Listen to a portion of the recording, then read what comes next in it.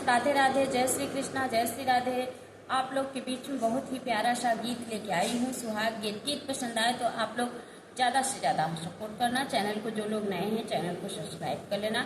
अपना प्यार दुलार आशीर्वाद भरपूर देना। राजा जनक जी के चारे बेटवनायर चारौक रचले बियाह रे ललनवायर चारौक रचले बियाह रे ललनवा। अरे कई के बियाहवा जे घर के लवटले, अरे घर के लवटले, अरे भइले देवड़िया के ठाड़ी रे ललनवा। अरे भइले देवड़िया के ठाड़ी रे ललनवा।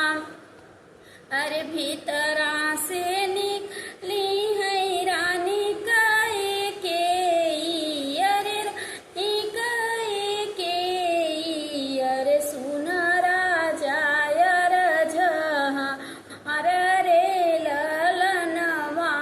अरे सुन राजा जहाँ अरे रे ललनवा। अरे राम का तिलक भरत के लगाव, भरत के लगाव। अरे राम के भेजब बासरे ललनवा।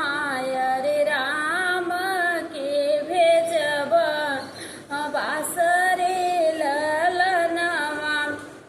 अरे एतनी बचन जब सुनै राजा दशरथ, अरे सुन राजा दशरथ। अरे गिरले धरत मुरझाई रे ललनवा। अरे गिरल धरती मुरझाई रे ललनवा। अरे ऐसन मगन तू मागू मोरी रनिया, अरे मोरी रनिया। अरे मगलू करे हमार रे ललनवा। अरे गलू करे जवा हमार रे ललनवा। भीतरा से निकल है रानी कौशल्या, अरे रानी कौशल्या। अरे नैना चुएला आंसू रे ललनवा। अरे नैना चुएला गे आंसू रे ललनवा।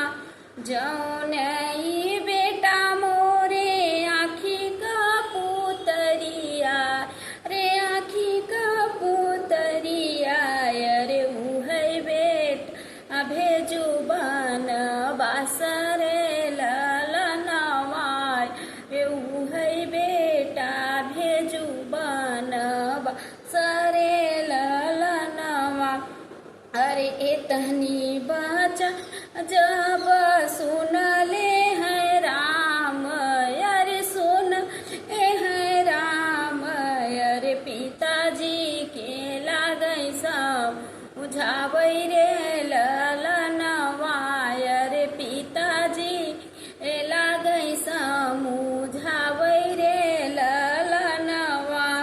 अरे एतनी बचन जब सुनले है राम, अरे माताजी लागै समझाबै रे ललनवा। रे माताजी के लागै समझाबै रे ललनवा।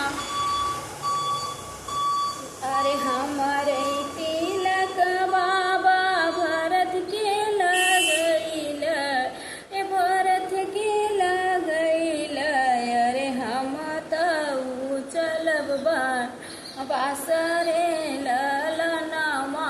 अरे हम तो चलब बन बासरे ललनवा।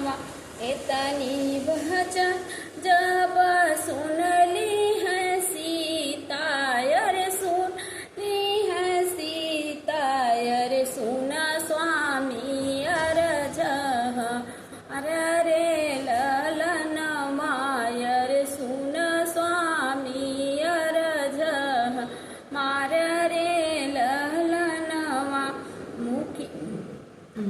भूखिया पियसिया स्वामी तोहरे साथे सहबई, तोहरे साथे सहबई, अरे हम चलब तोहरे साथ रे ललन मायर, हम चलब तोहरे साथ रे ललनवा।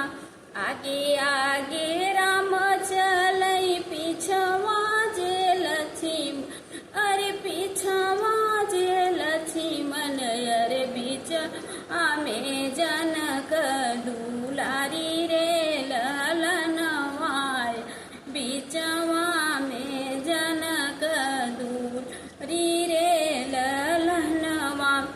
अरे रोवही माई जे रोवई बपैया, अरे रोवई बपैया, अरे रोवई अवधन अरे ललनवा, अरे रोवई वधन गरिया ललनवा।